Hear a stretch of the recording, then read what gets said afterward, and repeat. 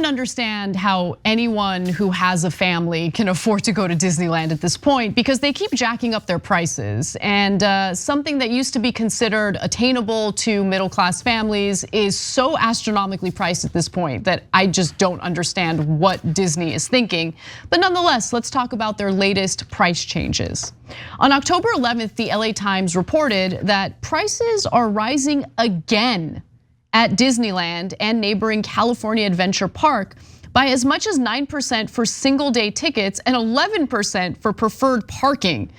The price hikes come just a year after the theme park raised daily ticket prices up to 8% and increased daily parking rates by 20%.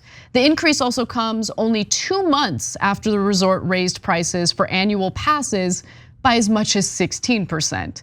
All right, that sounds pretty bad, right? But I mean, we're just talking percentages here. How bad could it be? What are the actual ticket prices?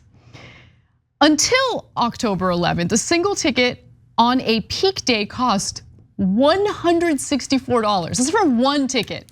Today, November of 2022, that same ticket costs $179. A child's ticket is slightly less at $169, but that's only for children ages 3 to 9. Anyone who is 10 or older pays full price.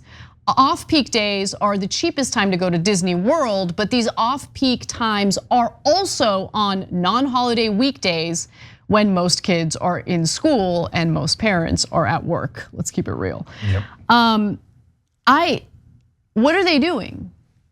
What are they doing? So I know what they're doing. I think their whole plan now is, because when I was a kid, I remember my parents took me and my brother to Disneyland several times, right? Not in 1 year, but throughout my childhood, I went several times with my parents.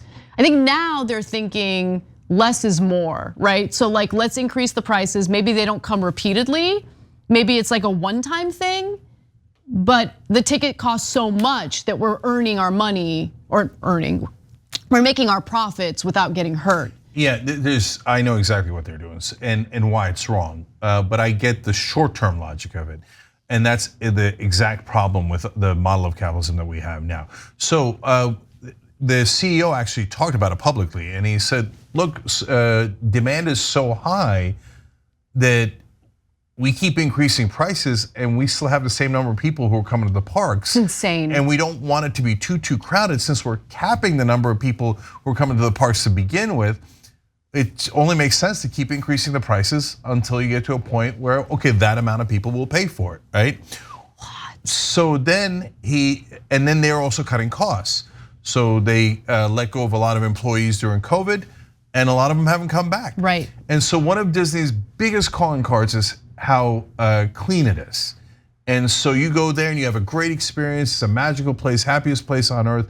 And Walt Disney himself was obsessed with that, right? He'd go around the park picking up garbage behind people as they were walking. Okay. Wow.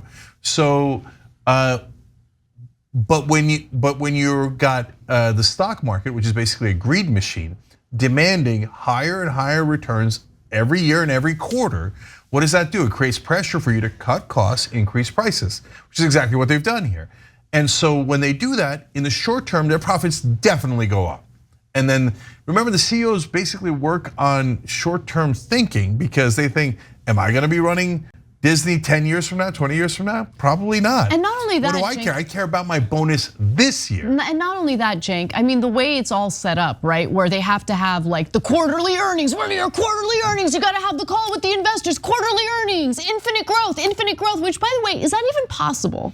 That's why I call it a greed machine, because of course it's not possible that you have infinite growth, that every year you grow by 15% or more, every single year. That's totally unsustainable, right? Exactly, But yeah. that is the imperative that the stock market creates. And if the machines do not do as they are ordered, well, it's of course the driver of the machine, because the machine is not human, then the driver, the CEO, will be replaced until you get someone who increases prices and lowers costs. But there is a price to be paid. You're destroying the brand of Disney in the long run. So when people go, and now it's kind of a mess. Some of the rides don't work, you got garbage everywhere, because there isn't enough employees to maintain the park and maintain the tech end of it as well. And so as you're getting short-term profits, you're doing long-term damage because people are going home not happy. It's not the happiest place on earth no, anymore. Exactly. And keep in mind that like you're paying a lot of money to really spend at least 50%, if not more, of that day waiting in line. Look, I've never gotten Disney. Disney as a company, God bless. I love the Marvel comic universe, Star Wars, etc. And that's just my personal proclivity. The parks, I got no use for standing in lines. Not 50% of the day, 80% of the day. Yeah, to be real, like if you're gonna go, especially like on a weekend or something like that, you will be in line 80% of the day. Of course you will. The ride only lasts 1 or 2 minutes. Yeah. And the line lasts an hour. I did the math on it. Minimum hour, yeah. Okay. And by the way, now of course they created FastPass. FastPass originally was meant for convenience. You go and you get your pass, then you go and it was also for economic reasons because they wanted to notice people weren't eating enough at the concession stands because they were all waiting in line. So they created FastPass so you can get the pass, go eat, pay them more money, and then come back. But then greed kicked in. They're like, well, why don't we charge for the FastPass? So you knew somebody was going to suggest it, and so they started charging. And now they've increased the FastPass so much, you have to pay like $25 for one ride if it's a new ride, okay? So now you're out like a couple of $1,000 if you go as a family, and the place is a mess. So it's a disastrous long-term strategy. But remember, Walt Disney, for all of his horrible faults, that's another long story, was a good businessman. But he created Disney, so he cared about it, and he was gonna stay with it the rest of his life, so he could afford to do long-term thinking. That's how entrepreneurs think. But corporate executives don't think that way. They think, I gotta get my bonus this year, and if I wind up trashing Disney in the process, who cares? I got paid.